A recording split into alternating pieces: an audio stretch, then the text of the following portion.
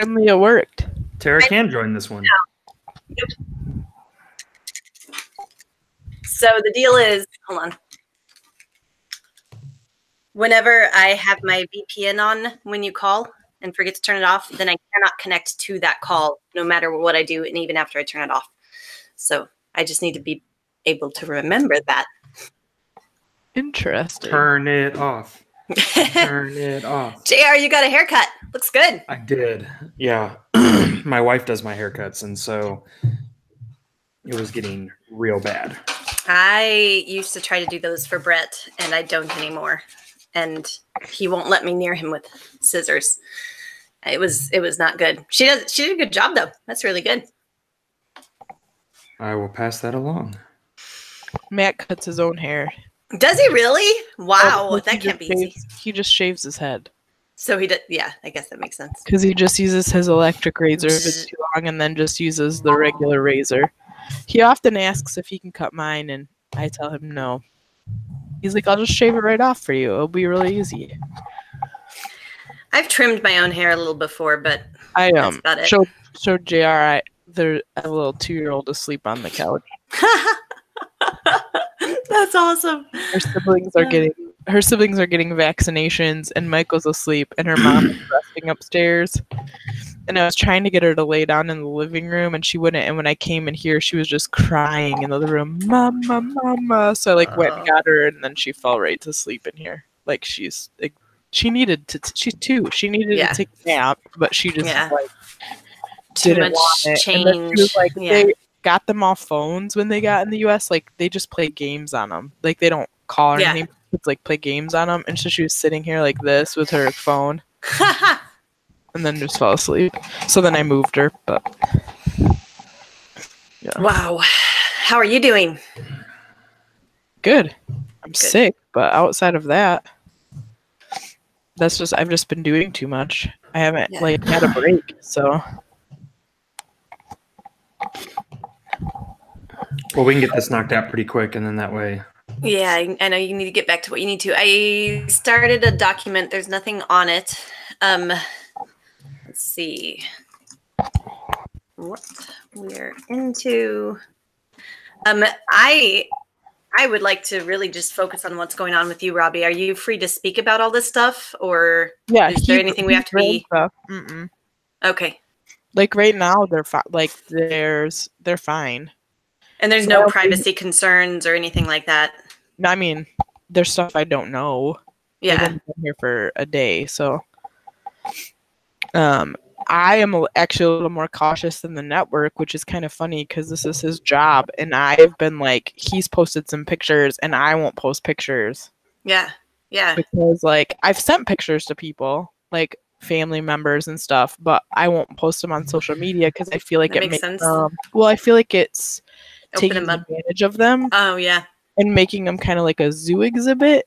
And I don't want to do that to them. Like, they're real people. So I don't mind sharing their story, but I think it's important. Like, and Mac even said that, like, Cindy was saying some of her coworkers wanted pictures, and he's like, they're not a zoo exhibit. They're human beings. Like, well, honestly, I think we could focus just more on your and Mac's side of it. Yep. Yeah, so I was surprised that the network was like posting pictures and like saying what their names were and stuff. I was like, ooh, I've been like really cautious about that because I think that can become really dehumanizing to people. Not to mention, does that open up the possibility for ICE to target them, like once they've got any kind of paper trail? Or right now they have legal paper, so they're here legally right now as asylum seekers. It's just a matter of how long that will last. If that makes sense. So now they're fine. That's just not going to last forever. So, Robbie, I'm getting a lot of mic movement noise. I'll move it away from my face. That should help a little bit. It might be the wire hitting. That's better. Something is rattling up against it. Yeah. Is that any better? Move. Oh, yeah, it's every time the wire moves. We need to get you a good desktop mic. I need to find a good spot to put this wire. It just sounds like this every time you move. weird. I just won't move. Yeah, just hold perfectly still. If you can do that, that'll be great for 45 minutes. I'll try to move it in a spot. I won't have to move it very much. Is that better? I forget what I'm into. Oh, no, I had a good one. Oh. That is better for now. Okay. Like it's not doing it at this moment. Okay. ATM. So, Tara, you don't want to talk about anything that's going on with us at all? Just go straight to Robbie? I don't mind talking. I mean, if you have something compelling, I mean, I can talk about one of my seminary classes or the church or something like that. I just don't think there's anything that is as compelling as I think people will be very interested in what Robbie is working through right now. So that would be my preference. But yeah, I'm good with whatever. I've had a couple people ask me about being a poll watcher. Oh, that would be interesting. But yeah, I mean, we don't have to talk about that, obviously. Yeah, if you want to jump in with that, that's, I think that'd be great. That is interesting. So maybe we could talk about your seminary class. Yeah, I can. Yeah, I'll probably do something with that. Yeah. And then go to poll watching and then end with Robbie's hosting a refugee family. Yeah, that sounds good. Okay. What are you going to be into? I think, gosh, I had such a good one earlier this week and I can't remember what it was right now. Am I allowed to be into my own book since there's voting on it? Sure. Yeah, 100%. Wait, do I need to go vote? What do I need to vote on? Is it linked on Facebook? It is. It is an InterVarsity Press Reader's Choice finalist. Yay! Voting right now or going to look for the vote?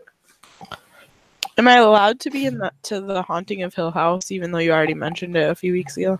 Yeah. Because it's so good. So how far are you? I just finished episode 6. Yeah, let me know if I need to take my headphones off. Where are you, Tara? I have not started watching it yet. Oh, okay. Well, Robbie and I can talk about it later. All right. You should not listen to anyone talking about it because it was way overhyped. / I think a lot of people who don't usually watch horror have been watching it.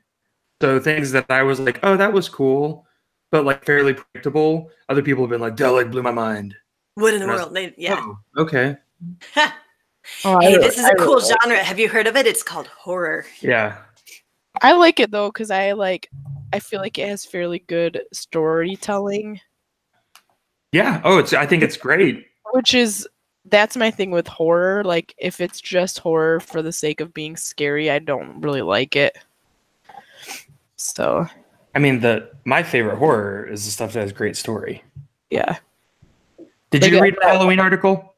I did not. But that's also why I like Stephen King because he's a really good storyteller. Mm-hmm. So like I really like Stephen King horror things because they usually have really good story. Yeah.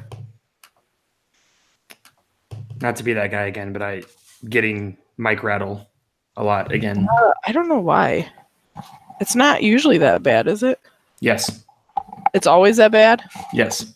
Okay. Always is maybe overly strong, but it is frequently bad. I mean, again, it's not bad. It's just like you can hear it on the recording. It sounds like someone's like moving a mic around. Yeah. I'll try not to move. That's better. Yep. I'm trying to like put the cord in a place where it won't move as much.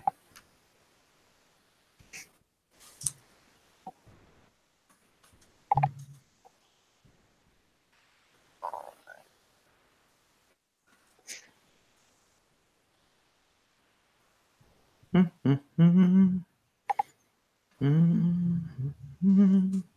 I talk about A Week in the Life of a Roman Centurion? Nope. Okay, I didn't think so. I also got into Marco Polo, the app, too. So I can talk about that. Oh, that's fun. I like that. I feel like everybody's kind of been there, done that now. You'd be surprised. Did you all see the comments on our Facebook page? This morning? Yeah. Yes. People like it when we fight. What can I say? We got to give the people what they want. That's right. Hilarious. I noticed you didn't weigh in, Tara. No, I've been trying to stay disciplined this morning. I'm in the week of like all the papers being due, and I'm just dying. Yeah, it's a lot. It's okay. I've done better about staying on pace this time than I ordinarily do. So I'm okay. I'm surviving, but it is a lot. So this morning was paper writing. And I mostly try to do that with some distractions, but anyway.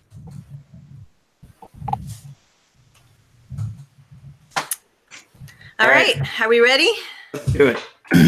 I'm happy to introduce the episode. Robbie, you want to take us into what we're into? Sure. All right.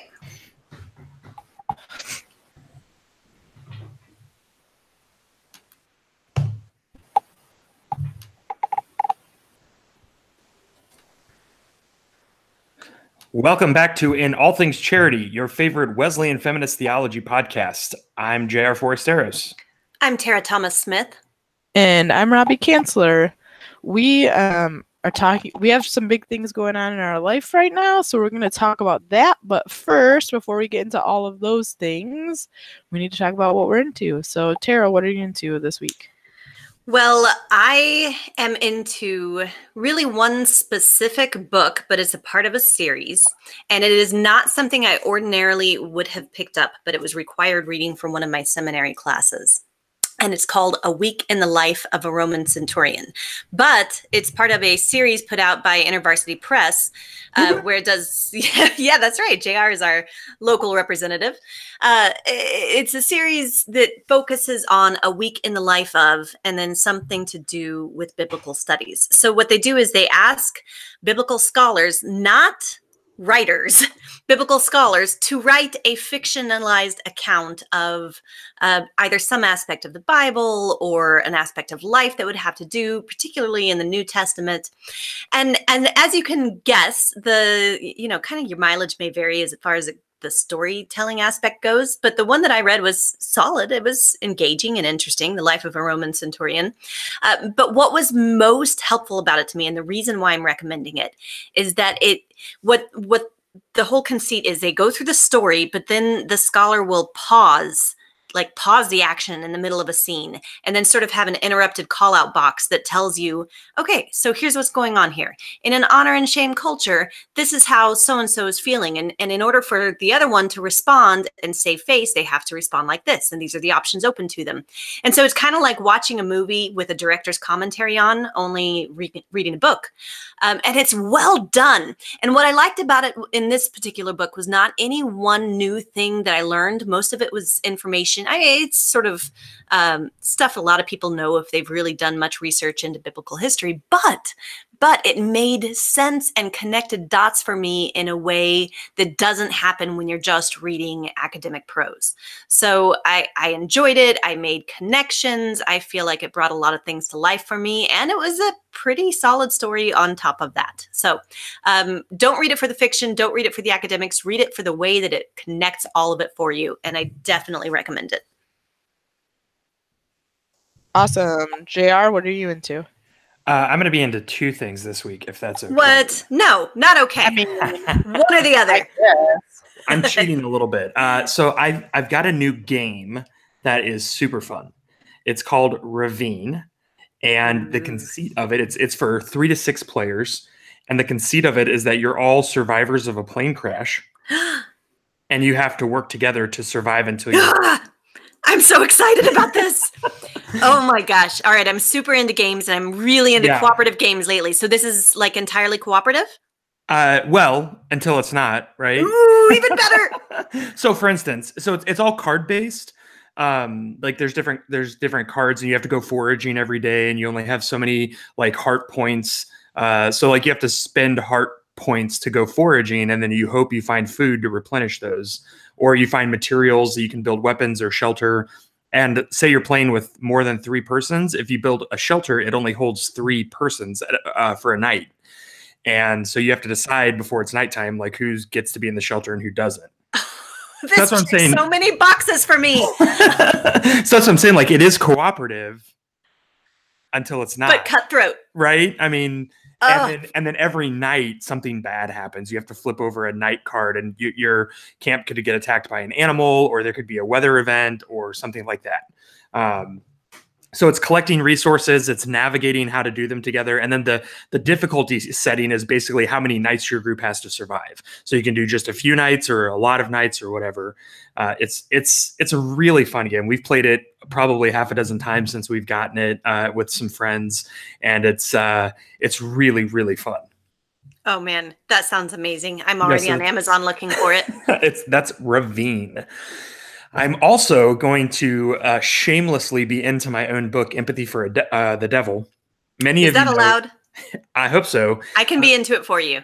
I'm into it. I hope everyone will be into it for just a second, because it's been a little bit over a year since it came out, and it's actually up for the InterVarsity Press Reader's Choice Award that's going on right now. So you can head over to InterVarsity Press's website, which is ivpress.com, and you can vote for that book. And actually, Dominic Du Bois-Gilliard, who we had on the show, is up. Kathy Kong, her book Raise Your Voice is up. Sarah Shin, I think we had her on for Beyond Colorblind. There's actually several authors that we've had on whose books are available, and a couple more authors that we have coming on soon. So I would love it if folks would go on, and it literally takes like 10 seconds to vote. And you can vote for 2 books. Tara Beth Leach, another Nazarene pastor, her book Emboldened is up. So you can vote for my book and one other book, or you can vote for 2 other books and not mine. But I hope if you're listening to an All Things Charity, you would consider throwing your boy a bone and voting for Empathy for the Devil for the IVP Reader's Choice Award for 2018. Excellent. I've already done it, and I wonder if I can just sign in again and again under different accounts and just keep voting. Game the system a little. Sometimes they let you vote more than once on those things. This, I think, is 1 vote per person, but that's all right. I know a lot of people. So I was like, just get your friends and family to vote then. And I was not sure what to pick, but I think I got into Marco Polo, the app. I've had it for a while and I forgot about it. But then I like rediscovered it this week. So I use it mostly with some other clergy friends of mine, and it's been really helpful since we're all over the country to like see each other face to face. Like, we text each other regularly, but like being able to explain some big things that are going on in life, it's a little bit easier. So it's an app where you like video record messages basically, and you can set up groups or do it with one person, and then when people have time they can see those videos. So it's been kind of helpful to actually see people's faces and hear their voices and see what's going on with them. So yeah, it's been fun. It's a great app. I really feel like I need to get back on it. I was into it for a while, then I kind of slid away from it. So maybe it's time to dive back in. Maybe it's just the app. Like, you get into it and then forget it. 'Cause that's what I did too. And you need to have friends that are using it regularly. Otherwise, you're just kind of being a nuisance to people, or drawing pictures on your friends' faces, stuff like that. That's why it helps, because we how I got introduced to it was through these other friends, and we made like a group, and so that's kind of helpful. But yeah, it's fun. Nice. Marco Polo. All right. Well, we thought, so we were supposed to have a guest this week. She got ill and was not able to join us. So you'll be watching for her coming back in a few weeks. So we thought, since Robbie's here, and that means she's going to keep Tara and I from fighting quite as much as when she's away. I mean, I can just kick the hornet's nest if you want me to. That's never a bad thing. What could go wrong? No, we thought, we've all kind of, we haven't talked in a while about what's going on in our own personal life and ministry. And so we thought it would be a good, because a couple of us had some pretty big things going on. Talk a little bit about just like where we are, what we're learning, what our faith looks like right now. So Tara, you're in the midst of some seminary classes. Yes. Tell us a little bit about like what is most exciting or challenging, or what's the good stuff right now for you? Well, anytime you get started in any kind of a program or taking classes, you're always going to kick up all kinds of interesting things that you hadn't thought about before. And I was looking forward to that. That was part of, why I wanted to go ahead and finish my MDiv. What I didn't count on, and in a lot of ways really resented, especially early on, is that two of my classes, one called Core Relationships and one called Sabbath and Jubilee, would be focused on like the enforced activity of stillness and rest. It's the worst. I mean, give me a 20-page paper any day. Give me a research project. For crying out loud, give me a group project if you must. But don't make me be still for hours at a time and then report back what happened. It's horrifying. Now, when I say stillness and rest, I'm all about leisure. Leisure's great. I'm a big proponent of leisure time and enjoying yourself and finding things that fill you up. I am good at all of those things. Self-care, yes, big fan. What's different about this is it's sort of a setting aside of the things that you kind of rely on to fill you up, and then finding out what's there underneath all of it. And that's a terrifying prospect. So I just want to share, focusing in specifically on the Sabbath class that I'm taking. One of the requirements is that we do a Sabbath experiment. And this requires the whole family. And you can't imagine my kids' reaction when I described to them what was going to happen to our family for a 24-hour period. No TV, no electronics, no cell phone, no Facebook, email, all of that. You just set aside the stuff and you focus on the relationships. And so I was describing this to the kids. And of course, Macy, my daughter, immediately got into her meditation pose. And I think she was saying zigga zigga boom boom boom, zigga zigga boom boom boom. I'm not sure how that translated for her. And then started talking about ritualistic animal sacrifice. So it occurred to me that my kids may have a really faulty notion of Sabbath and what it means to set aside the activities that we rely on to keep us distracted from ourselves. So that being said, they're no worse off than what I am. It turns out I'm entirely bankrupt when it comes to that as well. I can rest, I can fill up, I can focus on relationships, but the removal of distractions to make space for stillness, that's a genuine challenge.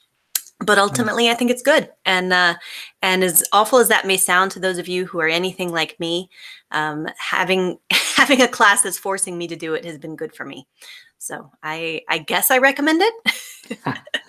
It's interesting. I've been dealing with that a lot with my spiritual director as well. Mm-hmm. And I'm the same way. Like I'm pretty good at leisure. I'm really bad at being still. Yeah. So I feel you. Yeah. Yeah. So that's where I've been. But JR, take the attention off of the horror that is stillness for a moment and tell me what you've been doing. This is exciting.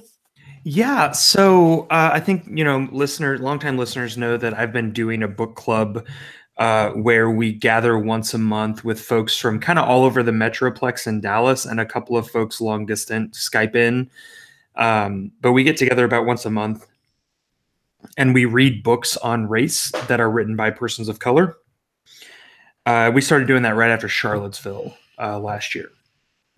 And so one of the things that we've been really wrestling with is like, okay, fine, but like, what do we do? Like, how do we make a difference? How do we change things for, working towards justice? And one of the biggest insights that I had is that there has continually been, basically since emancipation, a systemic effort to keep persons of color in our country from accessing equal access to the ballot box for voting. Mm-hmm. Right, so this is called voter suppression. I mean, that's what that is, right? And the reality is there has never been a time in our country where persons of color have had equal access to power and wealth and earning potential as have had European Americans, white Americans. Mm-hmm. And so with the midterm election coming up, I decided, well, again, Texas is a place where there has been voter fraud, and Dallas County especially, because we're pretty blue.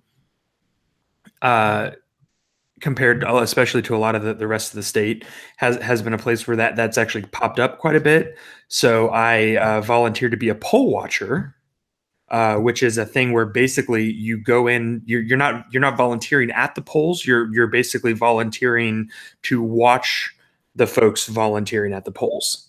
Wow. And so I had to take training classes in what are the voting rights, what are the voting laws in Texas, what are all the voter ID laws, when can you vote, when do you have to do a provisional ballot, what happens if you forgot to change your address, what happens if you show up at the wrong precinct, like all this stuff. So I had to do this. It was like an 1.5 hour long training before I could be certified. And then on election day, I early voted. So then on election day, I was assigned a precinct, and I got to go. And the precinct where I was assigned was actually great. The folks there really knew their stuff, and particularly the election judge really, really knew her stuff. And her right-hand guy also was really knowledgeable. And I learned a lot about our voting process. I learned a lot about how secure our elections are, like how it's actually really, really, really hard to commit voter fraud. Just because of all the checks that are in place. And it's actually, it was kind of scary to me how easy, if someone wanted to suppress votes, how easy it could be to do that. Again, Really? Fortunately, I was at a precinct where there were a number of things that were confusing. For instance, the fact that there were actually 2 precincts in the same gymnasium. So like on one side of the gym was precinct 2042, and on the other side of the gym was precinct 2045. And so like if you looked up, oh, where do I go vote? And it's like, just, go to this junior high and vote in their gym, you would show up. And then if you were anything like me, you wouldn't have actually looked at your precinct number. You'd have just like gone to where it told you to vote. So we had a number of people who came over to the precinct where I was assigned and gave us their ID. Not us, them, right? Gave them their ID. They looked them up and they weren't in there. Oh, no. And they got confused, right? They were like, oh, well, I was told to go vote here. Yeah. And so again, fortunately, the people here were like, no, just like go over here. That's okay. Like there was one family that came in. It was, I think they were originally from India. And the husband said, oh, I'm not registered to vote, but my wife is. And so I'm just here for her. Well, then they looked her up, and right under her name was his name. And they were like, are you so-and-so? He said, yeah. And they're like, you actually are registered. Can we see your ID? And so, I mean, there were a lot of things where you could tell that they really were trying. If someone didn't meet the requirements to vote, but they were so eligible to cast a provisional ballot, they like basically begged and pleaded them to cast a provisional ballot, which multiple people were like, oh, it's just provisional. My vote's not going to count. I'm not going to do it. And they were like, no, it will count. Your vote is important. Like it's super matter. But again, you can imagine now if someone wanted to exploit some of that confusion and stuff to, If you wanted to press your finger on the scale a little bit and you wanted to use demographics to try to guess how someone was going to vote, and you just wanted to simply not direct them with the information that you had available to them, it's as simple as that. Right. And again, that's why poll watching is so important, right? Because I was, again, at my precinct, I was relatively unnecessary because the folks there knew their stuff. But that's where, again, someone who is a poll watcher could go, and if someone was doing that, like putting their finger on the scale, right, I could step in and say, hey, actually, this is okay, or you can do this, or hey, let me help you. And then if worst case scenario, you can actually report it to, there's an organization that you can report it to that will actually be able to engage with the election judge on a legal level. So it was fun. I learned a lot about our voting process, and I'm kind of excited to do that again here in a couple of years. I'm sure it'll be an even bigger election than this last time. So, and believe it or not, the precinct where I poll watched, they had in the 2016 election. Well, sorry, in the 2014 midterm election, they had I think they said 44% voter turnout. Wow. In 2016, which is actually pretty good for a midterm election. Mm-hmm. In 2016, they had about 60% voter turnout. Oh my. In early voting, in this last midterm election, they had 66% early vote. Wow. And so they thought, by the time I left, I had the morning shift. By the time they left, they said they were probably on track to get like 75-ish% voting, which probably a good 15 to 20% of a precinct is often people who have moved or died and just are still on the registry. So they were actually getting relatively close to 100% of eligible voters voting, which is pretty wild and cool, like really cool. this is super interesting because the county next to ours was such a disaster on election day. They still don't know what the results are. Wow. Well, I mean, Like, again, that's the where poll Secretary watching. of State in Indiana, like I was just looked up to see the results on it, but the Secretary of State just said yesterday, like, we need to get Porter County, like, we need to resolve this. Like, they weren't open on time. They didn't get the training they were supposed to have. Like, police officers showed up with ballots just in their car. And then the police officers just took them away in their car at the end of the day. And they were like, you could have easily tampered with ballots and nobody would know.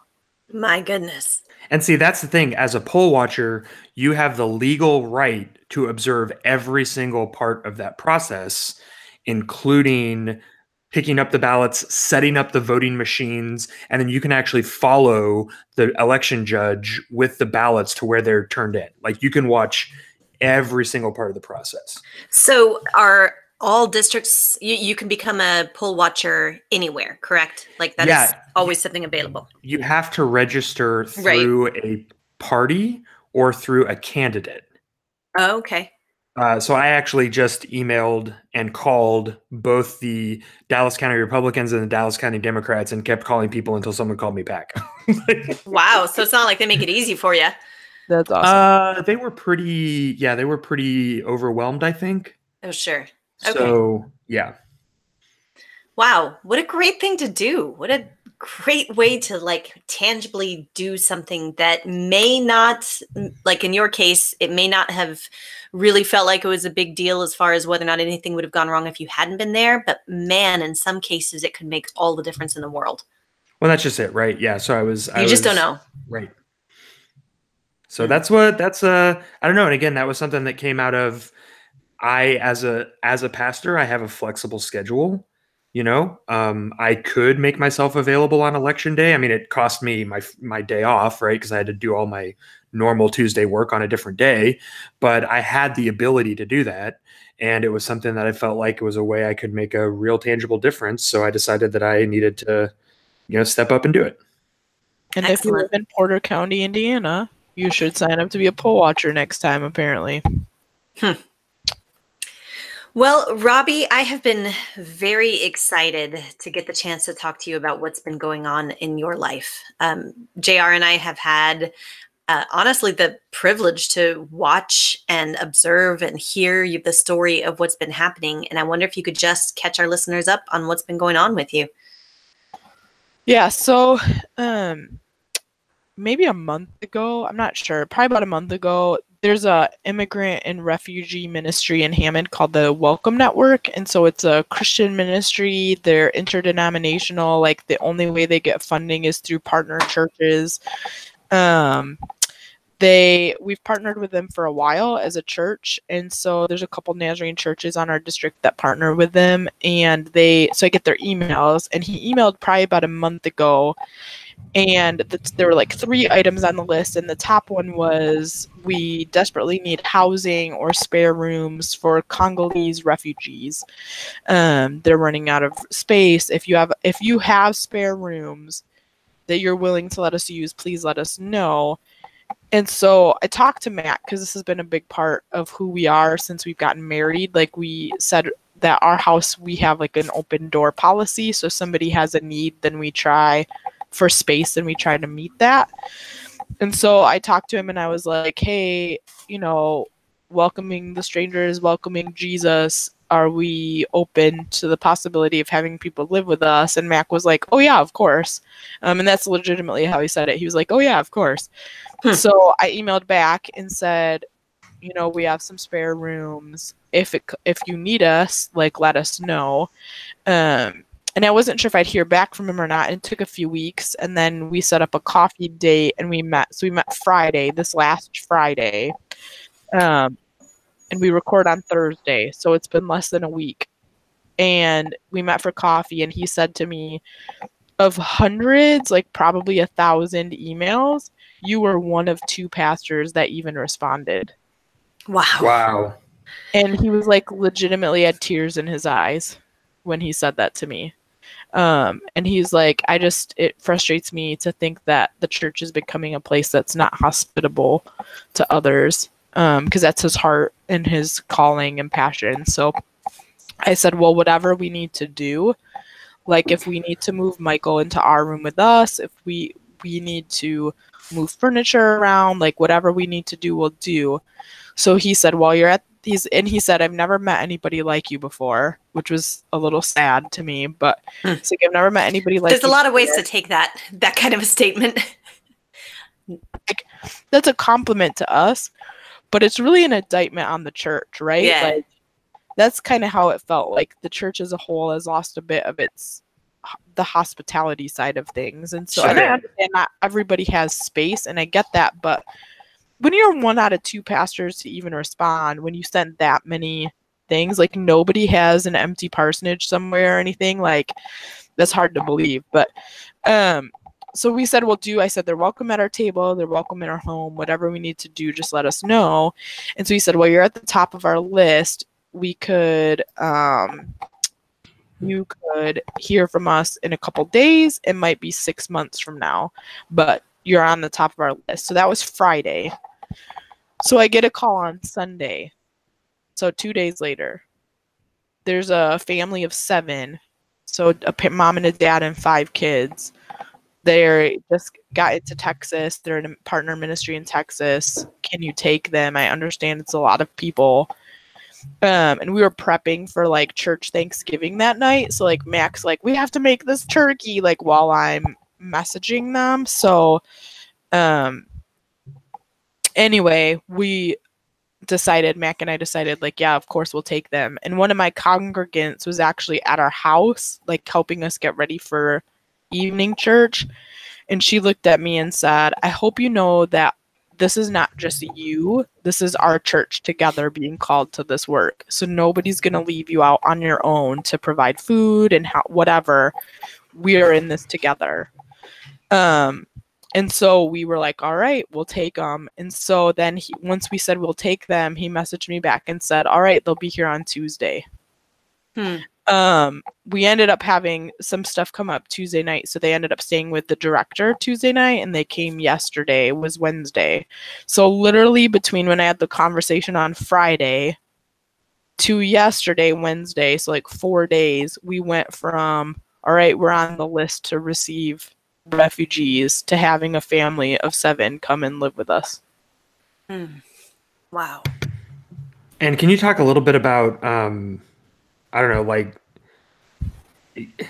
it was, I'm trying to think of how to ask since we know all this information from messaging, but like, It wasn't like just, no problem, no big deal. It was an easy decision, right? Like this is really something that you've wrestled with. That's weighed on you. Yeah. In a lot of ways. Well, it's a lot of people. And so, and some of it is like, we're not naive. And so we have an infant son, and we understand the effects that trauma can have on people. And so like, we were understanding that we have to keep him safe too. Like, trauma can have negative effects on people. And so we wanted to be hospitable, but also make sure that he was cared for. So we actually moved his crib and stuff into our room with us because we thought that made the most sense. We put like there's 5 kids, and we put like the 4 oldest together because we thought they wouldn't want to be separated. So we had to move some furniture into a large room. So it took like taking apart furniture and putting it back together, and then setting up space. So there was some like real logistics to kind of figuring out. We brought in like a folding table and added it to our table to make an actual larger table, like some of those logistical things. And then I was telling them on Messenger, like I was having a bit of mom guilt. Like I was out of town when Mac like moved furniture and stuff on Monday night and Tuesday, and I came back Tuesday evening, and I went like into Michael's room, and all of his stuff was like pretty much out of there. And I'm like, we spent a lot of time getting his room ready for him, right? And so then all of a sudden I felt like, are we doing the right things for him? Is displacing him the right thing? Like, what is going on? And I had to like keep kind of telling myself, like, our job isn't just to create him him in safety, but like we're trying to raise him to be a holy person. And so raising him to be holy versus just safe all the time is they're very competing. Sometimes they're competing ideas. So while we care about making sure that he is safe, our ultimate goal is to make sure that he's raised to be a holy person. And so we just opted that like displacing him and teaching him to be compassionate was more important than him having his own room. But I really struggled with that a little bit for a while on that. Like, are we making the right choice? Like, is this what's best for our family and for this family? Because they could be here for a really long time. So it wasn't just like flippant. Like, I think some people look at me and they're like, oh, you're a great person. Like, it was just like this flippant. And we didn't. I mean, and honestly, it wasn't like a huge, hard decision in a lot of ways because we just felt like this is what Jesus would call us to do. But in a very practical way, there are some things that were like, was at times where I think both of us were like, was this the right call? Like, we're very busy a lot already. Like, is this just going to tax us more? Some of those things I think I've wrestled with a little bit. I think it's important to note that while it is a easy decision to make, that doesn't mean it's simple. Yeah, I think that's a really good way to word it. Like, it was an easy choice for us to make to have them, but it wasn't simple. Like, there was a lot that went into that. Even in the short amount of time, a lot of conflicting things. And some of that is even just combating some of my Western individualized American view, right? Like, and my mother-in-law, who's great, I had a long conversation with her last night. She said, and I think Tara or Heather said this to me too, like, babies in other countries don't sleep in their own room. So like moving Michael, like most cultures would be like, that's just normal. Like, you have your baby in your room with you. So she's like, they do fine. He's going to be fine. Like, so. And he loves it. And honestly, he's gotten the most love. Like, they think he's the greatest thing ever, and he gets 1,000 kisses every day, and they all think he's great. Like, he fell down yesterday and started crying, and the mom like picked him up and like coddled him probably more than I would have. So he's like the greatest thing ever. Yeah, he instantly has a bunch of big siblings, right? He's like and they're like the little one who's 2. Sometimes is like a little rough with him. Because she was the baby, and the older siblings will like push her away, like, be nice to Michael. And yeah, they're funny. But they all this morning like came downstairs and they're like, good morning, Michael. Like, they all think he's the best thing. So I mean, you agree, right? He is the best thing. Yeah, he's like the equalizer in the family. So This family, obviously, they're asylum seekers, so there's a lot you don't know about what they've been through, and I know that's a story that they may or may not feel comfortable sharing over time. But the question that I'm interested in asking, and you've shared a few tidbits, is what's their experience been like now living in northern Indiana? I mean, what's it been like? What have they experienced that you didn't really realize would be an odd or exciting experience for them? They've only been here for a couple days, but yesterday, like after dinner, the mom was asking me about washing dishes, and I pointed to the dishwasher.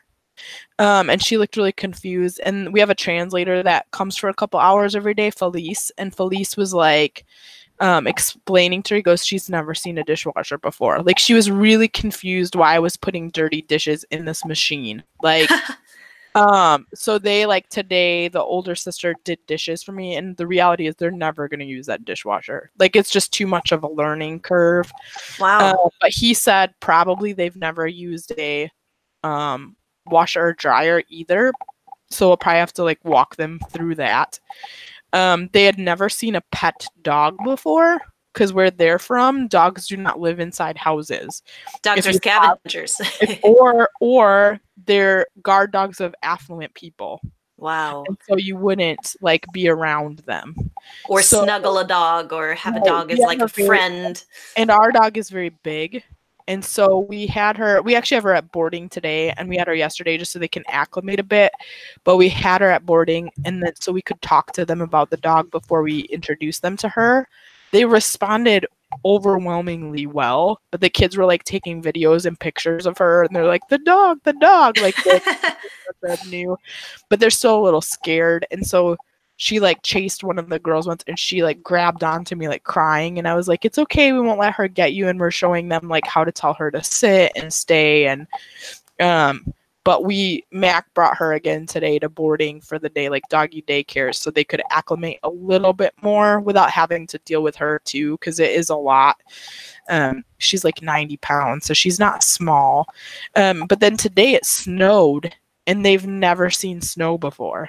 Oh, so man. they all came downstairs, and I said, did you see the snow? And the kids are all smiling, and they're like, yes, snow. So those are all new things. We've been working on English today. We had some flashcards at church with like pictures on them with the word. So the kids like to sit and have me quiz them. So I'll like show them a picture of an orange, and they'll sit there and like when you do flashcards, right? So they'll sit there and they'll think, and then they'll be like, orange, and I'll be like, good job, and they get all excited. So those are the new things. Food has been an interesting challenge. They don't like spice at all. Uh-oh. That's not going to work for your family. I've So had we're Mac's learning- cooking before. I know what Mac can do with spice. So we're learning but they really like things like collard greens and some of the things that like we're bringing them to Thanksgiving next week, and it was hilarious listening to the interpreter explain Thanksgiving to them. Because American holiday. So he was like explaining it's a big family holiday. We eat lots of food. There are these things called turkeys. Like he was explaining that to them. So wow, so many things you just wouldn't even think about as you enter into this journey until you're confronted with it. I suspect there will be many more things like that. Yep. That's amazing. Wow, Robbie. Well, I'm excited to hear the updates on your journey and what that's all about. And maybe we can even include in the show notes if people want to get involved in refugee networks in their own community, maybe you can share a little bit about how that works. Yeah, for sure. I mean, honestly, if you just Google search bracket insert name of your community in bracket refugee services, you can usually find it. Dallas has Dallas Refugee Services. And the Nazarene Church does a lot of refugee stuff. Like I've been like talking to some Nazarene folks like, hey, it would be fun. Like their language they speak is Lingala. So I'm like, where are the Congolese communities or like congregations in the US that I can figure out how to like lead a worship song in Lingala at church, because that would be kind of fun for them.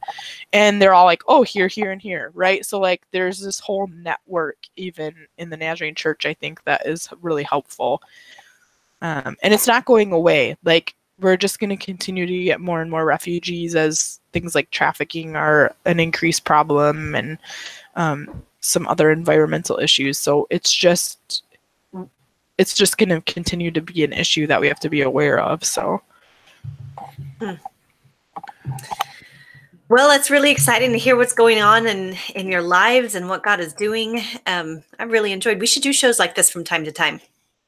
It's inspiring. Yeah, and I think it's important that all three of us are really trying to ask, like, what does our faith look like lived out, right? Yeah, right. Whether you're in a seminary class and having to make it practical, right, or whether you're saying, hey, here's an actual. Robbie, one of the things you didn't really say it in the show. One of the things you said in our messaging was you were like, well, we can argue about refugees on Facebook a lot, or we could like host a refugee family. Right. And that's been the big argument, right? Like the big argument I've seen in Christian circles about refugee crisis is, well, would you want them in your house? Like for whatever reason, people default to that. And I was like, well, why not? Like they're just a family who's trying. And somebody else said, and I think it's helpful to say this, so I'll say it quickly, but somebody was saying they always want to say, well, look at the lengths people went to have a better life. And he's like, they don't want a better life. They just want to live and stay alive. Wow. Because sometimes we think, well, they want to come and take our jobs and have big TVs and live comfortable. Like they don't care about that. Like, right? Like they're slammed into 2 bedrooms right now and they're super happy. That's not the issue. They just want to be able to stay alive and their kids to be alive and just be able to be alive. It's not about a better life. It's just about living, which is such a different perspective, I think, than we sometimes project on people. Absolutely. So we would love to hear from our listeners what God is doing in your life, what you're learning right now, how you're really being challenged to live out your own faith You can do that at anallthingscharity.com or facebook.com/anallthingscharity. We have had a lot of fun listener engagement lately on the Facebook page and on Twitter, so thanks for that. We really enjoy getting to argue with you, except for all of the people who agreed with Tara about our fights last week. Did not enjoy that. Yeah, one of the guys who commented is Harry Downer is in my church, and he is like the biggest Star Wars fan I know. And I knew as soon he's as a smart guy. We got a lot of wise and thoughtful listeners, JR. You just didn't count on that. I know I didn't count on that. I thought we'd have a bunch more trekkers. So you should have had Mac for that argument, because he'll tell you that you can't compare the two because they're two different genres. I mean, that's true. We really should just have Mac on the show in general to share his opinions on things. Every time I ask him that, he's like, they're two different genres. Star Trek is science fiction. Star Wars is science fantasy. They're not the same. They're not the same, but that doesn't stop Tara and me from fighting about them. That's true. I'm just saying. He hates We can fight about all kinds of random things. Yeah. Apples and oranges. I'll tell you which is better. Oranges are better. That's clearly the truth. Yeah. Kittens and electric hair dryers. I'll take a side. Oh, kittens. Yeah. Kittens every time. Come on, JR. To cats. Why are you even coming here? What is the deal? Have you ever met a cat? They are the worst. I have a cat. He's the best. They're not the best. That is objectively hilarious. Oh yeah, we'll do that again soon. All right. Well, thanks everyone for listening, and especially thank you for engaging with us. You can follow along at anallthingscharity.com or at facebook.com/anallthingscharity. We're not sure what we're doing next week. Stay tuned. It'll be a Thanksgiving episode, or we'll take the week off. Stay tuned to find out. We'll be waiting with bated breath. Until then, thanks for listening, and grace and peace be with you.